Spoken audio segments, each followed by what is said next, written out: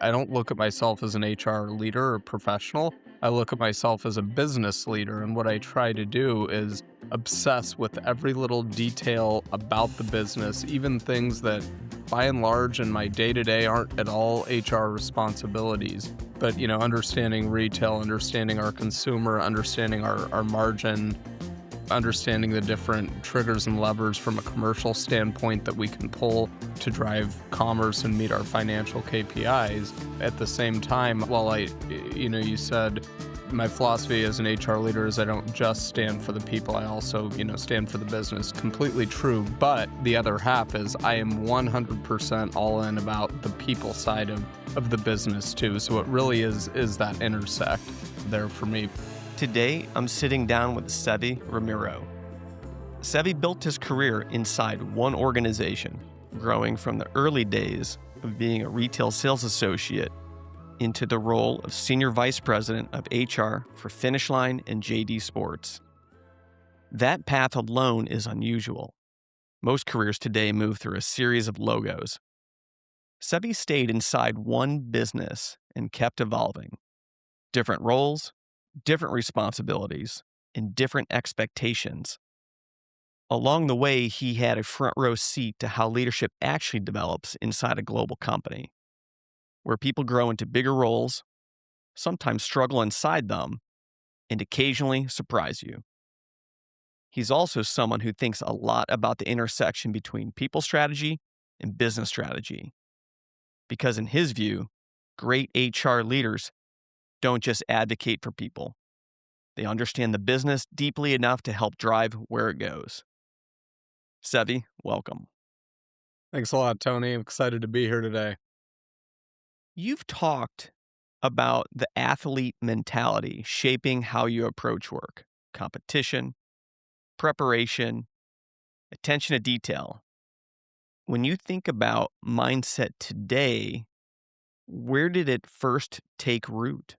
I think growing up as a kid, athletics were all I did. I didn't even watch cartoons, which I kind of got a lot of slack for from friends when I was 7, 8 years old. I would watch old Denver Broncos highlights, and so being an athlete was kind of who I was as a child. And as you grow throughout your career, I think you learn a ton of really key characteristics, traits, skill sets when you are an athlete your whole life. It's everything from teamwork. It's the ability to develop thick skin. When you're getting yelled at, by a coach, or you make a lot of mistakes in the moment, you have to rebound and bounce back from them. Obviously the teamwork and the collaboration pieces.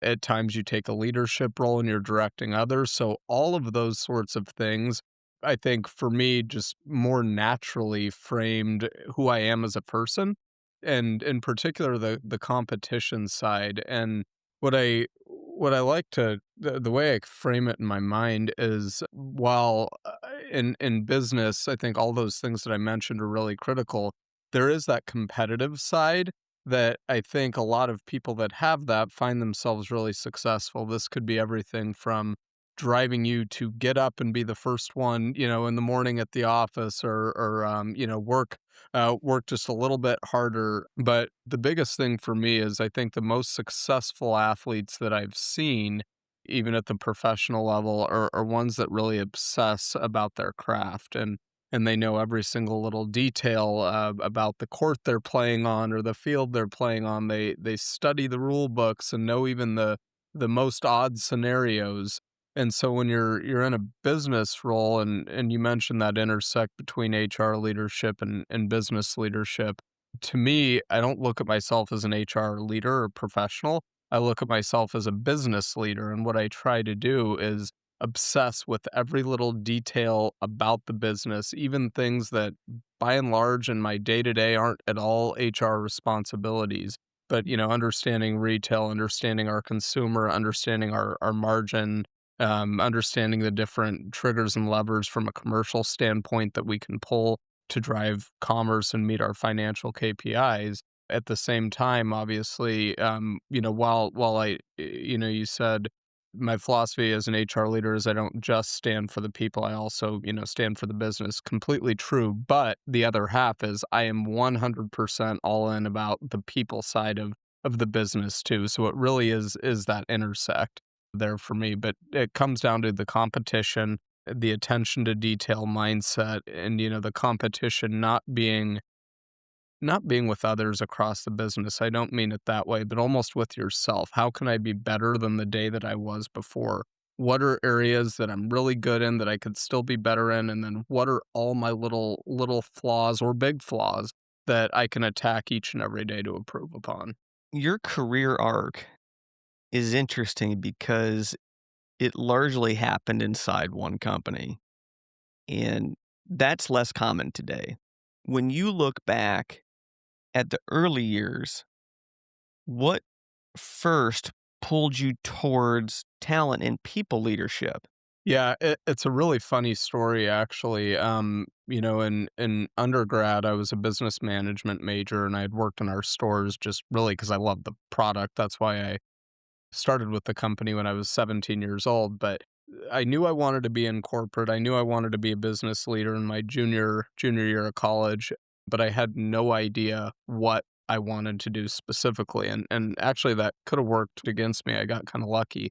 But on an executive visit, we had a handful of executives in our store, and I had just said, "Hey, how do I want to be you one day? What do I need to do to get there?" And it was a really good conversation with one executive in particular, but he put me in touch with our talent acquisition team and told me about our corporate internship program. And so that's how I got my foot in the door to the corporate world generally, is I was fortunate enough to be offered an internship. But what's funny is the internship that I thought I was moving into was actually a product merchandising internship. That's what had been talked about all throughout, the interview process and stuff. And then actually, when I started, they said, "Hey, you're actually gonna be in talent acquisition on the recruiting side," which they knew I'd be fine with because 'cause I'd expressed throughout the whole interview process, "I'll do anything you want me to do, I just wanna get my foot in the door." But I said, "Okay, let's do it." I didn't even know what talent acquisition was, to be completely honest with you at that point in time, but that's actually how I fell into the HR side in general. But from day one, I love in recruiting, right? You're doing 2 things. You're working with people on a constant basis, and you're learning the business, which, as you know, is a big passion of mine. I have to know the business and what they're looking for in order to find the right people to fulfill that business need. And so I think from day one when I started recruiting and understood what that was, I loved it. And from there, every other element of the people function, I've enjoyed as well, so. So in that moment where you realized, what was the actual scenario where you realized this might actually be your lane?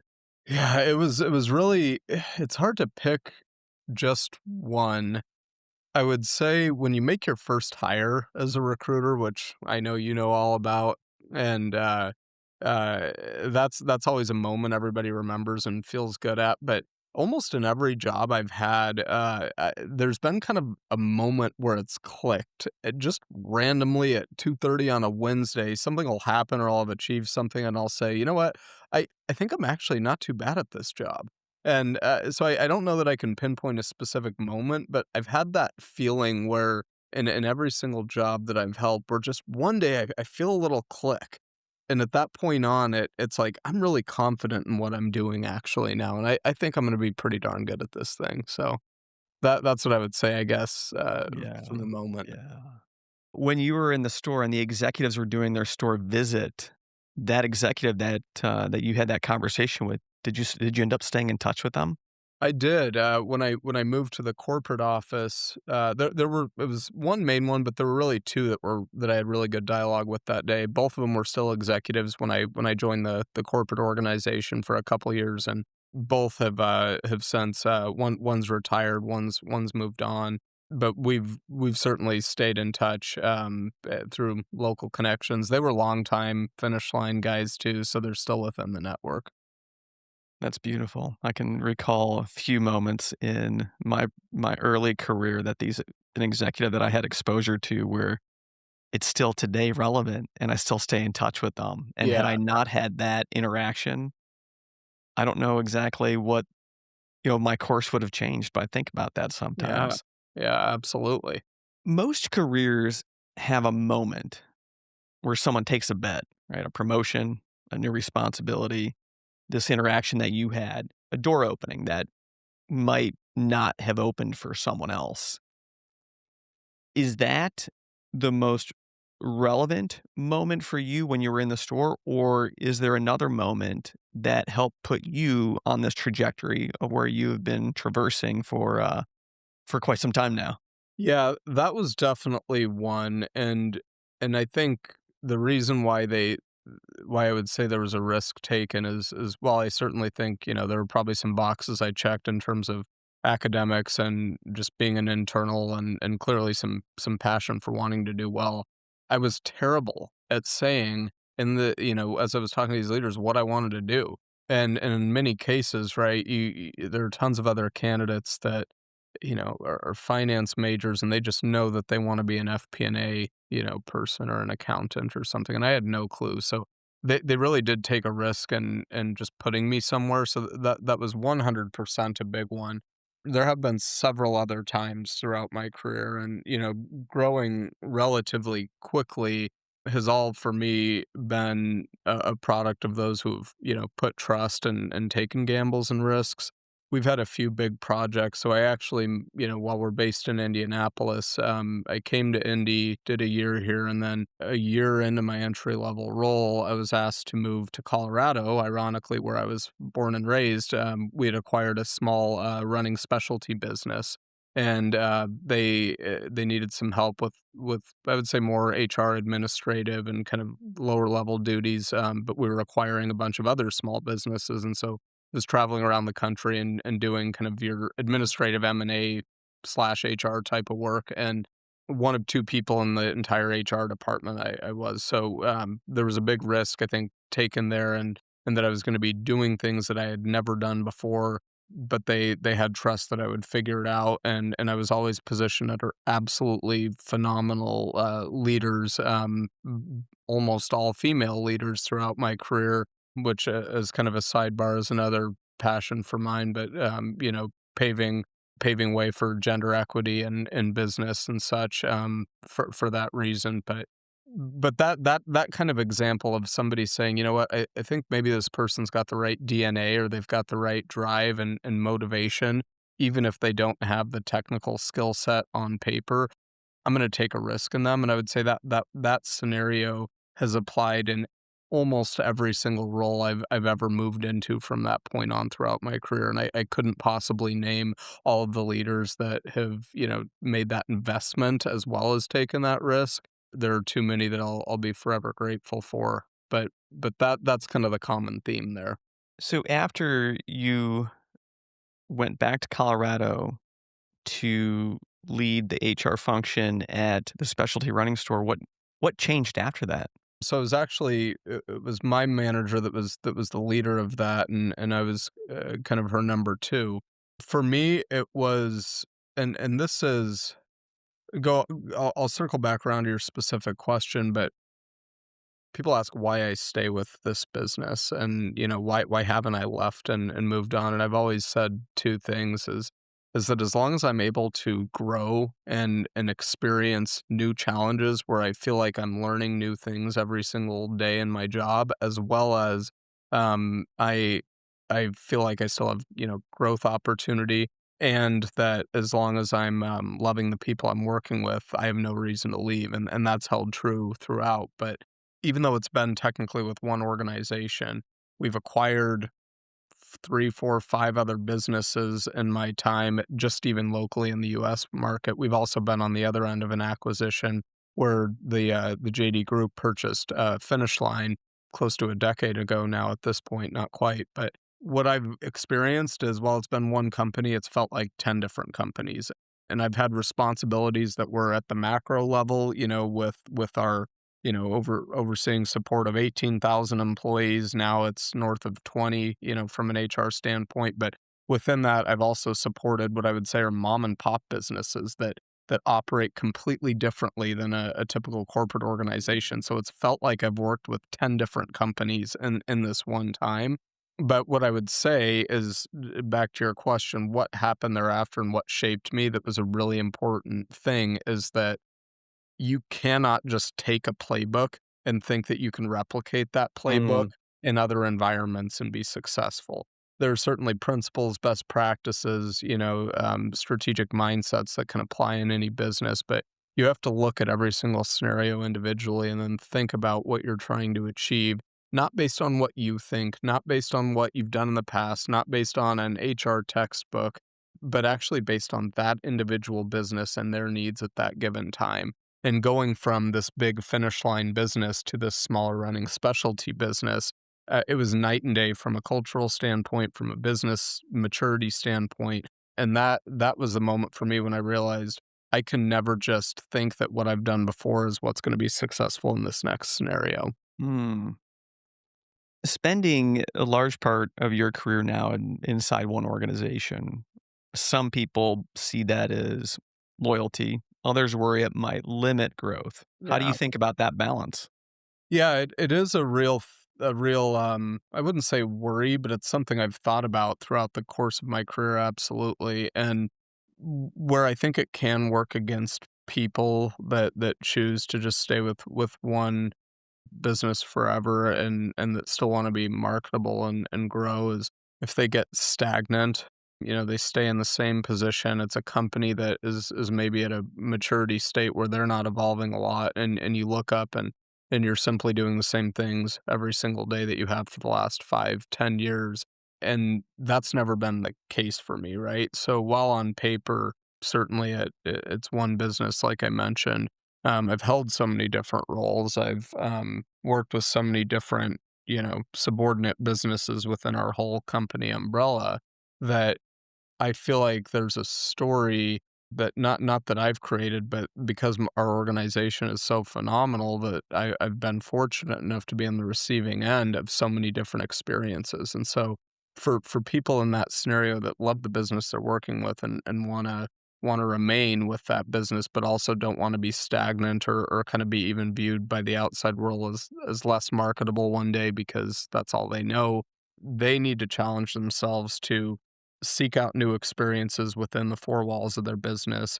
But I also think the longer you're with a single company, probably the more important it is that you get outside your four walls, whether it be through networking to stay up to speed with innovative industry best practices that you may not be learning from inside your business Mhm. and continue to challenge yourself personally, which, for me over the last couple of years was the decision to pursue my MBA over at Butler University, which I'll be finished with here in 4, 6 weeks, something like that. So, which is exciting. But you just can't ever the second that you wake up and think that you know everything about your job or that you're a master of your industry and your trade, that's when something's gone wrong because either I think you've become kind of too ignorant to think that you still have room for development and therefore you don't seek out your own development, or you simply haven't challenged yourself enough to take on greater responsibilities or try something different within that business. Mhm. Mhm. You're about to finish your MBA now at Yeah. Butler, and you've said something to me interesting about continued education. Yeah. Don't do it expecting a promotion. Do it because you genuinely want to grow. What what made you decide to take that step now? Yeah, it wasn't because of the career growth aspect. Now, certainly, in the back of my mind, thinking that, hey, I'm starting my MBA at 31, 32 years old, I imagine at some point that will yield some sort of return on investment from me from a career standpoint. I absolutely thought about that, but that wasn't why I did it. I didn't do it so that I could then, apply for some next new opening. For me, it was just that in the HR function, you certainly get some exposure to broader business, but I really fell in love with that kind of mindset of I need to be a business leader, not just an HR leader. And so I thought it was a great way just to supplement my learning and my knowledge. But it was Mhm. truly more for personal you know, interest, success, however you want to look at it, accolades. For me, it was like a growth step that I just wanted for myself. And so that is what I tell people that, look, yeah, absolutely, continued education, certifications, things like that are more than likely to better position you to achieve greater career success in the long run. One, I don't think they're the main driver. And I think more and more in industry today, it's less critical of what you have on paper and it's more critical about what you've accomplished and who you are as a person. I think when people ask for advice on that, I say, look, if you want to do it, that's great, but make sure you're doing it for the right reasons. Trust that at some point in time in the following 5, 10, 15, 20 years, that will pay off. And the skills that you've learned through your continued education, you'll be able to apply in a way that will make you shine in a different light and position you for career growth. But never just think because you have it on paper that's what's gonna happen, or else you're potentially gonna be disappointed, and the reality is I think when people do it for personal fulfillment and just general interest for themselves, no matter what happens in their career after, they're gonna feel accomplished, and they're gonna feel like it was a great experience, so, as people ask, "Well, what do you think? Is it worth it if I get an MBA?" I make sure I try and channel their thought process to both sides of that coin. That's great because I'm sure that people have a misunderstanding about education and career advancement and being able to explain that to them. Yeah, You definitely, on paper, paper isn't what gets people advancement and careers these days. It's all about who you are and how you're gonna be a collaborative person, what signs of potential you have, and certainly what accomplishments you've had in the past. something I've always believed in, right? We hire Yeah, people, not paper. exactly. You've spent years evaluating and developing leaders, watching people grow into bigger roles, sometimes successfully, sometimes not. From that vantage point, what have you learned about how great leaders actually develop? First and foremost, your cost of doing business and foundation for me is always self-awareness. People have to be willing to look internally and identify both strengths of with the strengths finders mindset of you want to capitalize on the things that you're best on, but they also need to be willing to listen to feedback from others or give themselves feedback on areas they need to improve upon. So when you don't have self-awareness as a foundation, it's really difficult for anybody to change behavior or even grow. But for me, it's actually how well a leader can adapt and evolve their leadership style in different circumstances. And there's one example where that this really stood out for me, but we had an executive who was a longtime CFO, and that required a certain leadership style, a certain way of communication, and even business decision making. And he was appointed to actually run the business across the board over time. The way that he was able to evaluate what his new role required that his other didn't, and change his leadership style, change his even kind of core business decision making drivers, and I'm assuming all of this, right, just based on my evaluation, but it was he could have taught a course of at Harvard on that concept. He was so good at then saying, who I was in this role, I need to be somebody different in this role. That was just a crucible moment, but a pinnacle in me realizing that. And so a lot of the development as I'm talking about, with leaders now, especially those who are newer in a role or taking on a new responsibility, it's really honed in on, okay, this is great. You know what you're good at in the past and what you already do, but how is this new job profile that you're stepping in or this new business or whatever, even new direct reports and different personalities, what are the things that you need to do differently that you've never had to do before? It's huge to me on how well a leader is able to evolve their style based on the situation that they currently have. Let's stay on that for a second. And watching a finance executive then move into a general management executive leadership role, is there a consistent theme in which someone who comes from that background moving into a full operational, is there something that you've noticed over your career where they struggle? I would say, and it doesn't apply to my business necessarily or this situation, but I think as a general rule of thumb, call it some stereotypes out there about certain people within certain functions. I can even reference HR as an example. Is I think there are perceptions out there that HR leaders are great with the people side, but they don't have the business acumen or they don't understand the financial acumen and so kind of in a hypothetical example, if you're talking about elevating a CFO to a general management role, CFOs' jobs are to deliver profitability, yeah, at the end of the day, right? And so they're focused on expense management. In many cases, they have to be the ones that say no or say, "Sure, we can do this, but you got to do it way cheaper." It's that kind of evolution in that just expense management or doing things at the cheapest cost or even that are going to deliver the best on paper financial outcome while still important, of course, and the ultimate purpose of a business, there are bigger things like employee engagement, the culture that you're creating as a business, the leadership principles and who you want to be known for as a company, both as your internal employer brand, but also externally. And realizing at times that sometimes you have to spend money or you have to prioritize certain initiatives that may not be able to fit onto a P&L in a direct way, but actually understanding that in the long Hmm. run, all of those other things are ultimately gonna drive better profit for you as a business. That stands out to me. People naturally lean into their strengths, Yeah. but growth often happens when leaders are put in uncomfortable situations. How do you think about that balance when you're developing leaders?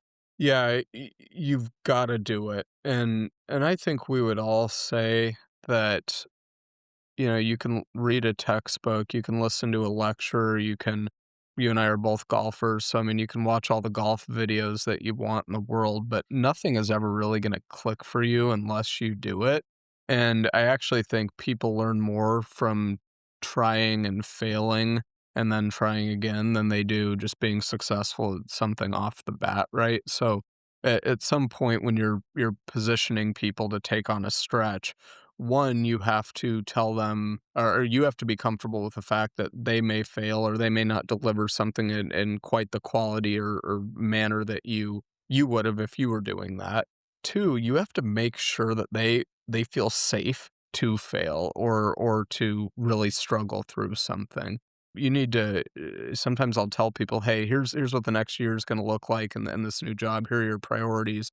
By the way, I want you to expect to really struggle at this time of the year because these things are gonna be going on." Or, if you have 5 objectives that you're trying to achieve, I actually probably expect you to not achieve 2 of those in the right way the first time, and here's why. And so you set that expectation that lets them know, "You know what? If I fall a little bit short on here, I'm gonna have support from my leader to rectify that, and I'm not gonna get in trouble or performance managed or just let go for that as long as I'm, exhibiting the right values and behaviors and such."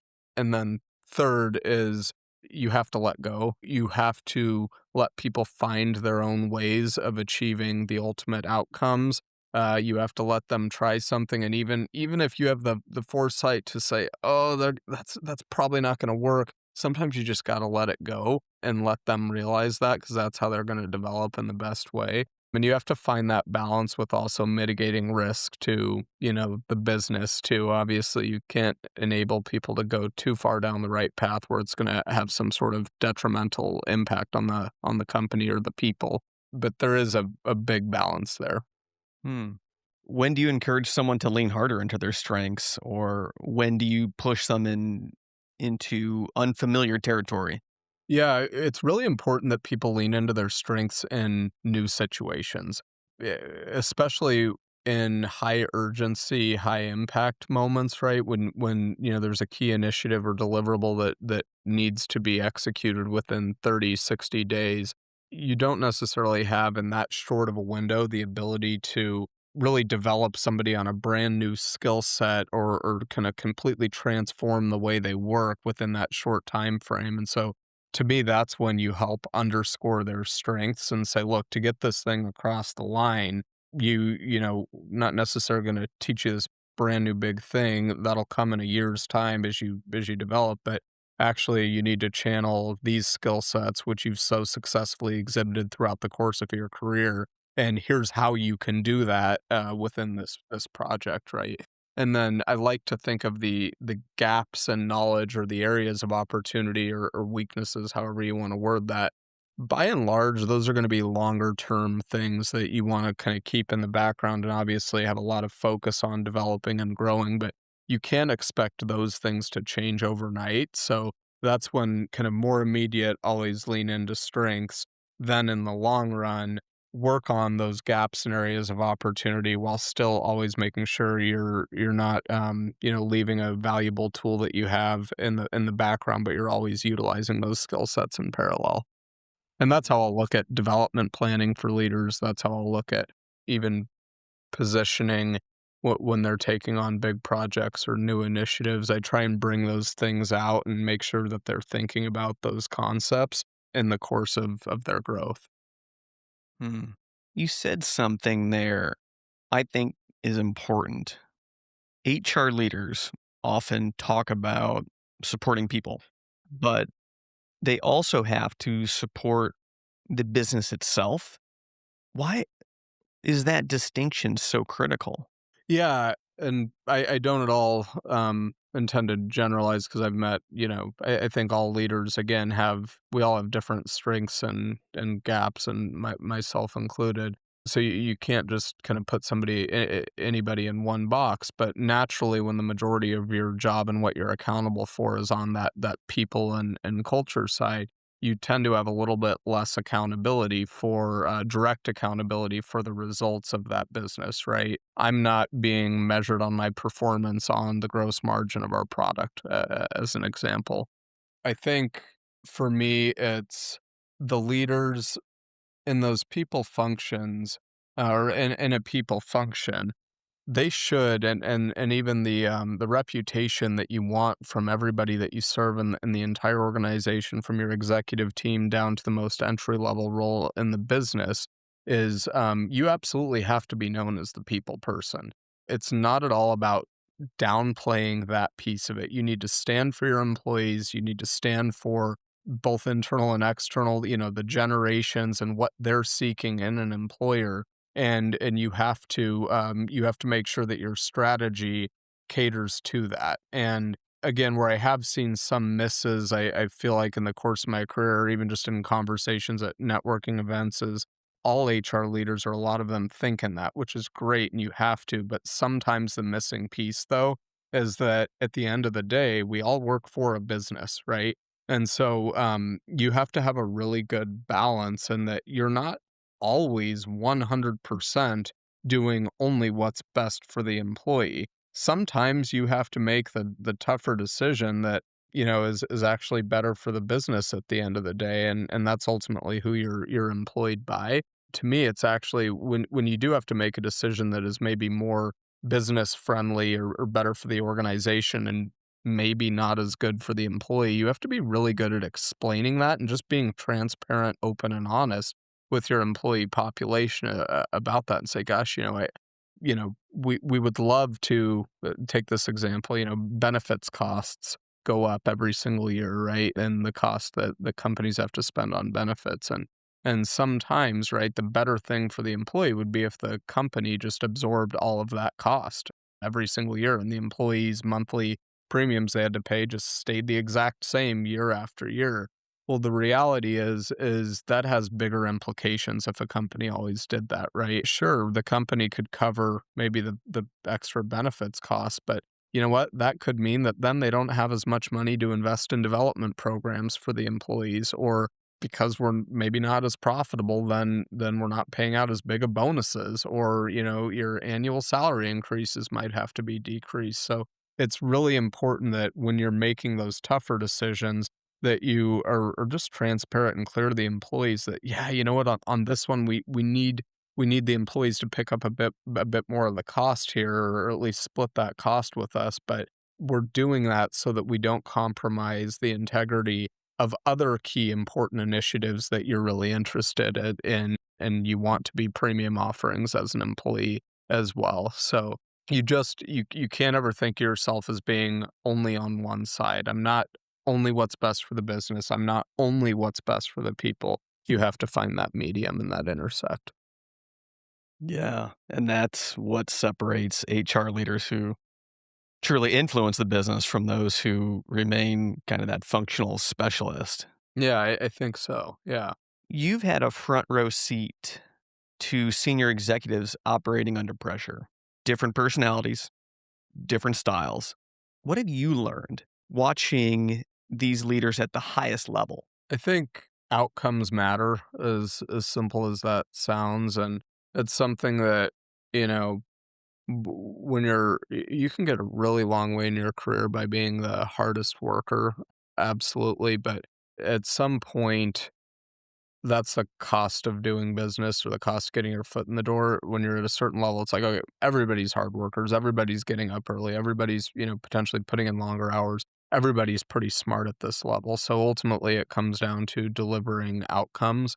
And I think when you're under pressure, the most critical thing any leader needs to do before they get started on their initiative is have a really clear understanding of what the key stakeholders are expecting in a best case, kind of base case and worst case scenario, and ensuring that you're not doing a lot of side work that ultimately isn't, reaching those specific outcomes in Mm, nature. So, mhm. right, under pressure, sometimes you take less time to think and strategically plan about how you're gonna get to that end goal because you're typically on a time crunch. You may be resource constrained and such, and so sometimes I've seen kind of in crisis moments, people just start going, and then they kinda realize halfway in between that they need to start over because they weren't meticulous enough Mm, about just spending even in a time crunch. I argue that that's when you have to be most diligent and intentional about your planning, about your time, about your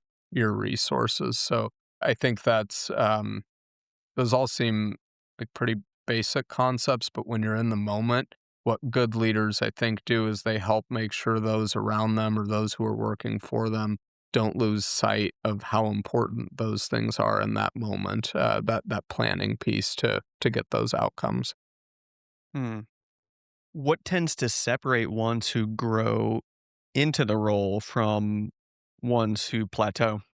Your ability I'll go back to what I've talked about a lot. Your ability to change and your ability to cope with change, to me is one of the biggest differentiators, and that could be, change in this type of leadership style that you need once you grow out in your grow in your career. You're gonna have different types of leaders that have different philosophies, and you may be really passionate. You may have beliefs that, you know what, all leaders should behave in A, B, and C ways. My new boss doesn't behave in A, B. He just, behaves in C way. And you have to be okay with that.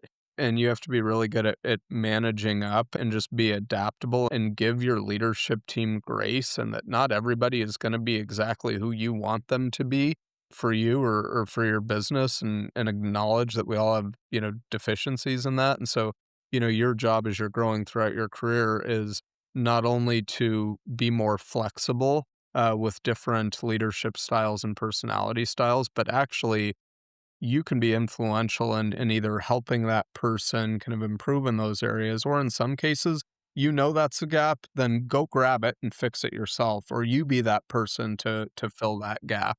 And so those leaders that expect that everything is going to be perfect and they're going to get the exact leadership style or they're going to have the perfect cross-functional relationships are the ones that I think sometimes struggle, whereas the ones that are basically go into things saying, "You know what? There are gonna be quite a few imperfections here, and, 1, I expect that, I'm planning for that, and I'm actually okay with that. I'm not gonna let those things eat at me outside of 9 to 5 to the extent that it drains me as a human and impacts my your family or your friends, impacts who you then show up to that next Monday morning. You gotta set realistic expectations that things aren't gonna be perfect and then be okay when they go imperfect." No, I totally agree.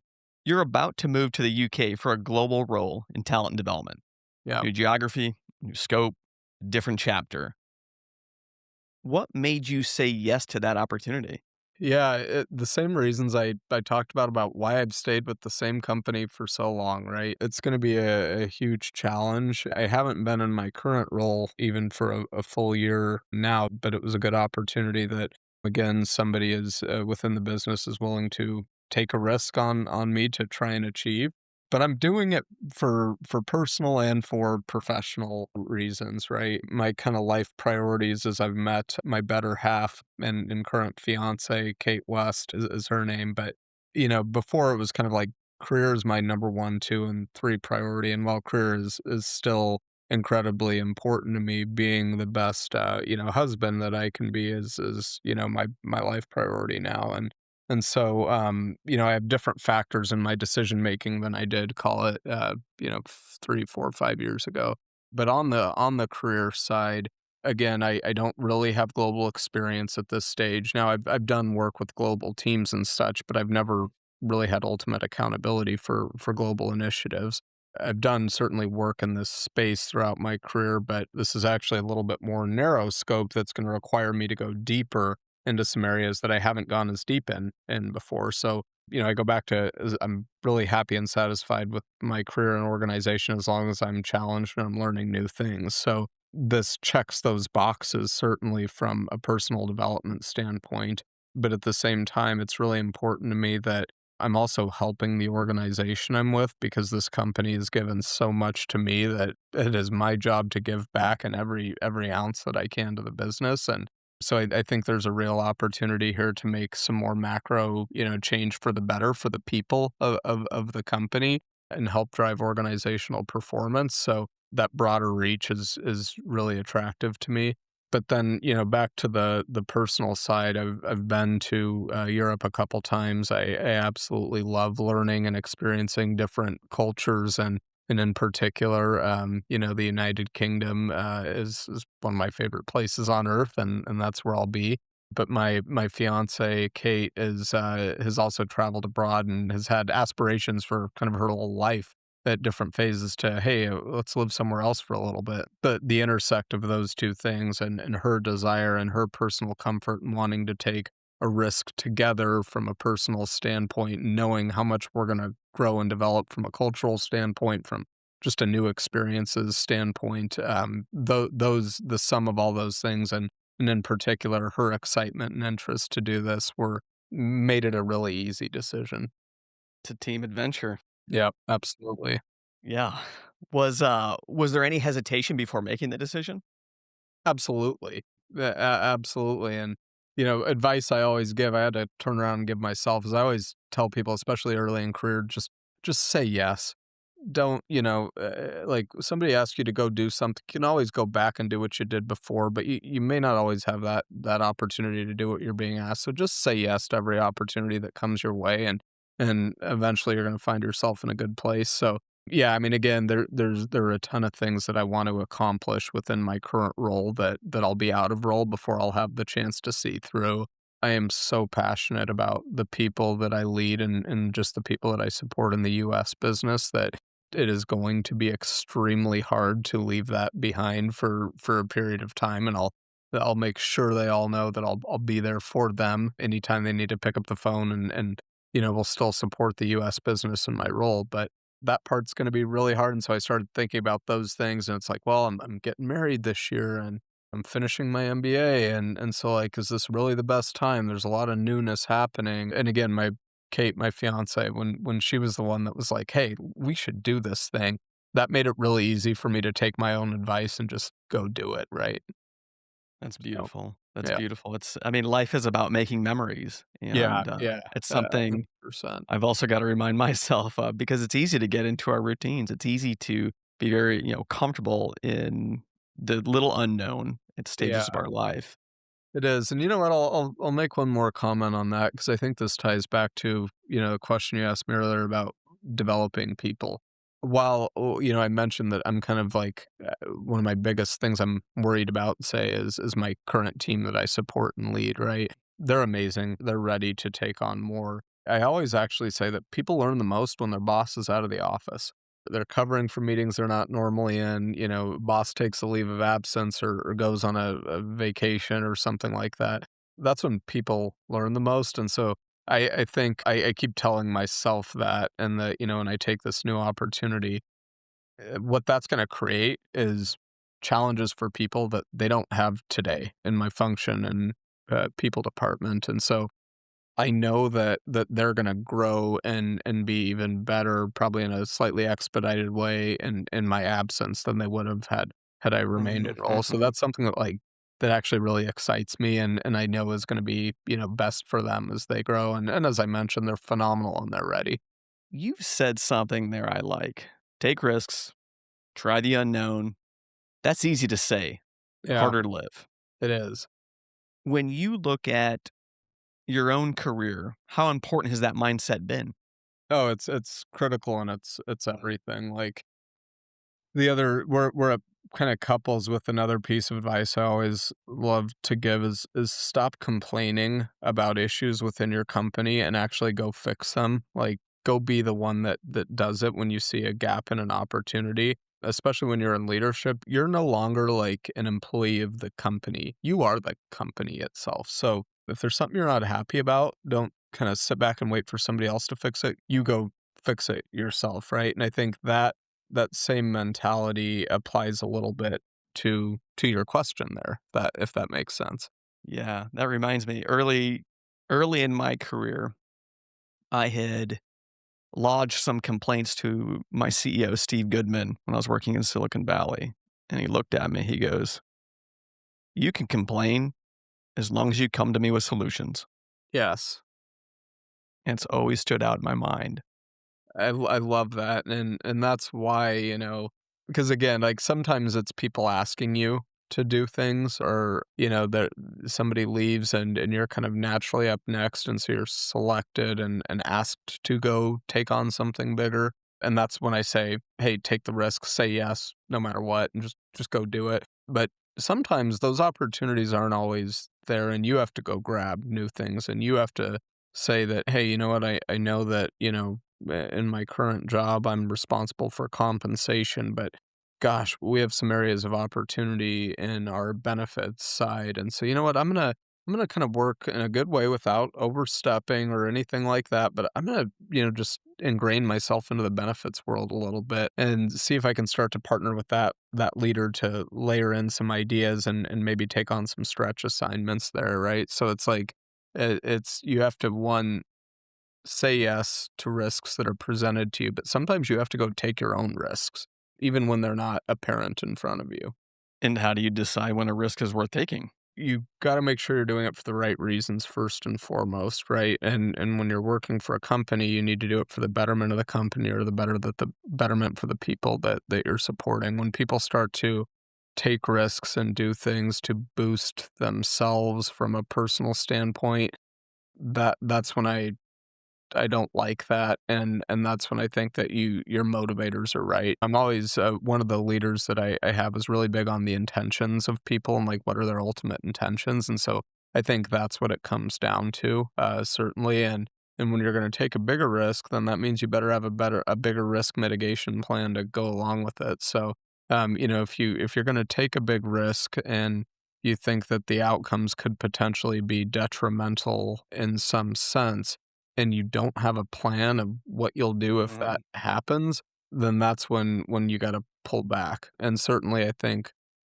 it depends on your company's values and philosophies, but at the end of the day, you wanna make sure that you're being humane in the decisions you're making and the risks that you're taking and think, about the impacts that it's gonna have on the people within the organization and their engagement, their satisfaction, which is a very kind of people-focused answer, right? I do firmly believe that, but again, at the end of the day, if you don't have engaged employees, satisfied employees, then they're not gonna perform or feel safe in the working environment, and then that's what's gonna ultimately hurt your P&L at the end of the day, so you have to think about both business outcomes and then people outcomes when you're taking big risks and making sure that the safety is there. It's all connected. Yep, absolutely. A lot of people listening to this podcast are climbing in their career right now. directors, senior managers, executives, people trying to grow into bigger leadership roles. If someone is early in that journey, what do you think they should focus on first?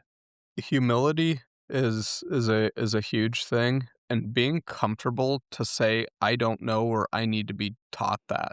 I think when people are in new rooms for the first time or they're interacting with a kinda next layer of leadership that they've never interacted before, I think there's a tendency for people to feel like they have to have the answer and that any kind of lack of knowledge is gonna be viewed as a deficiency, against them, and I think that's the biggest mentality mistake people can make. You've been asked to be in that room for a reason, and your leadership and even peer group are aware of the fact that there are some things that may be new for you in this arena. And so it is totally okay to raise your hand in a meeting and say, you know what, hey, I gotta be honest, I'm not super experienced in this arena yet. Can you break that down for me a little bit further? Or if nothing else, just one of the tactics I used to give and I've practiced myself, especially when an HR leader is learning business side of things, is, in meetings, I would literally write down every acronym I didn't understand or every concept that I could not teach or repeat because I don't really know what it means. And then I'd find an ally that I knew was a subject matter expert after the fact and ask for 5 minutes of their time to run through this specific concept with me to help my understanding. So you have to be humble enough to acknowledge that you're not going to know everything and then be willing to not be embarrassed to say that or ask those questions to set you up for success. And then what you'll find is that people actually love teaching. They love when you're going to them and viewing them as a subject matter expert, especially on that peer level, right? That's more it's kind of more natural with your direct boss and Mhm. they're supposed to teach you things, but people love when you go to them and they feel really good when you say, "Gosh, okay, this person trusts me to kind of give them some advice and things like that." So people shy away from that. They shy away from, not knowing the answer. They shy away from being able to say, "Got to be honest, I don't know that. I'm gonna have to put more thought to that, or I'm gonna have to do some work and come back to you."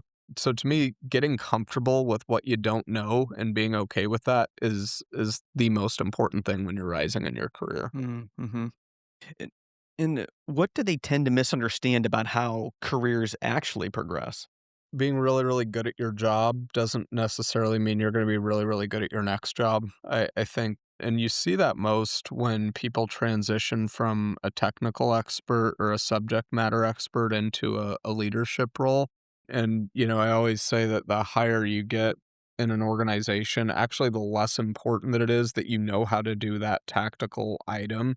A CIO doesn't need to know how to code as well as the, Java developer that is, the one doing that work every day. And so sometimes leaders, I think, tend to gravitate towards what they're comfortable with, which is that subject area of expertise. And then newer leaders sometimes really only find themselves as kind of working team leads as opposed to actual people leaders. So your time shift and even just where you make time to prioritize your actions, your planning when you're newer into a leadership role, it should be less about the how how we achieve that. It should be more focused on what are you trying to achieve for the business and then letting the people find the ways to get there.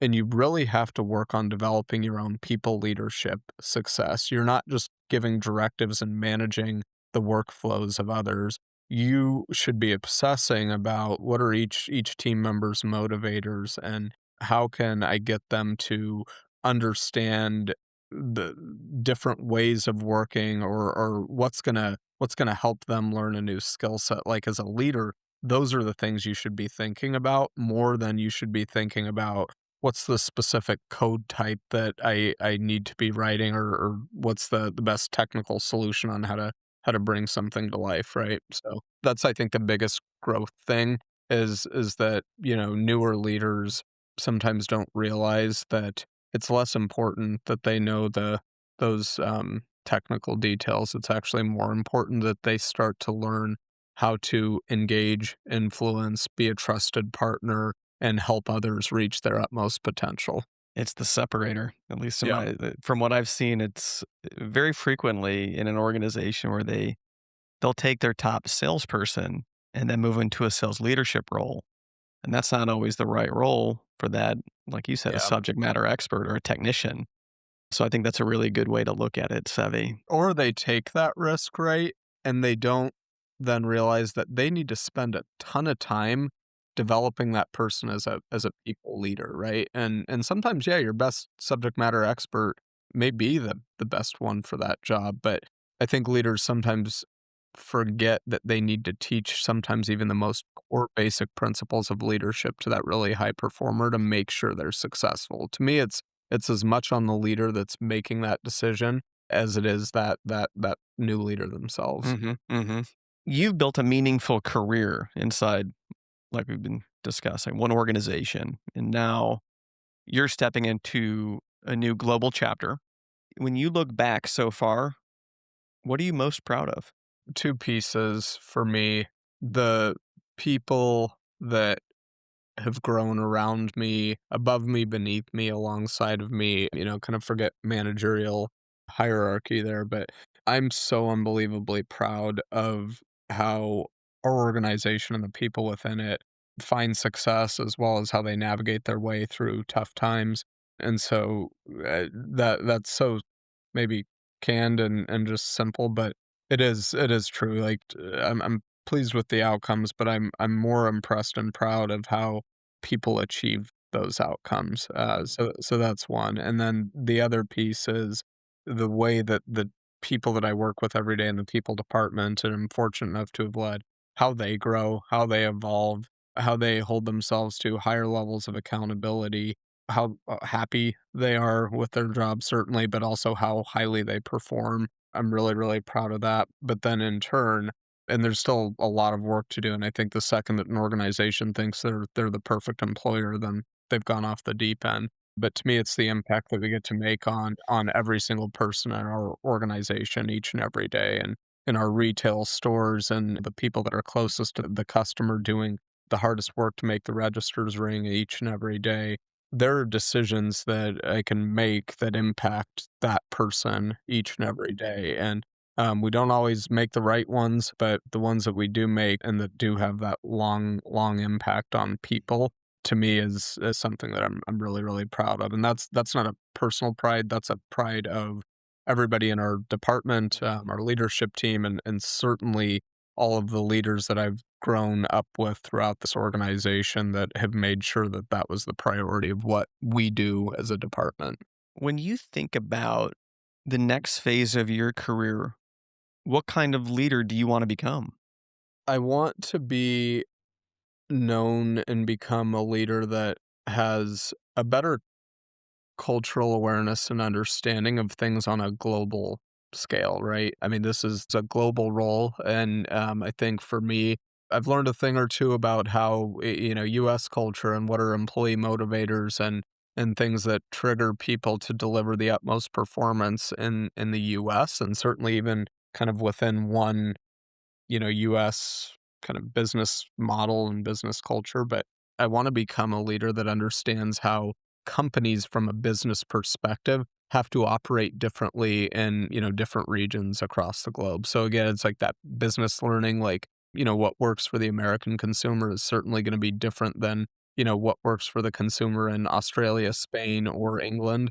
And then obviously the people side of that at the same time, how do different cultures, what sorts of information do they need from their leaders to be successful? What motivates them, and how do you find a way to take all those unique things about every kind of culture across the globe and then actually build a framework that is, centralized and can be used everywhere, but still can be customized and molded by Mhm. that local territory. So to sum that up, I would say a leader that's simply aware of cultural differences and aware of different types of all types of operating models and business models, and makes decisions that aren't siloed based on what they think they know from their one nation, but rather, makes decisions that they're confident are going to be best for everybody globally.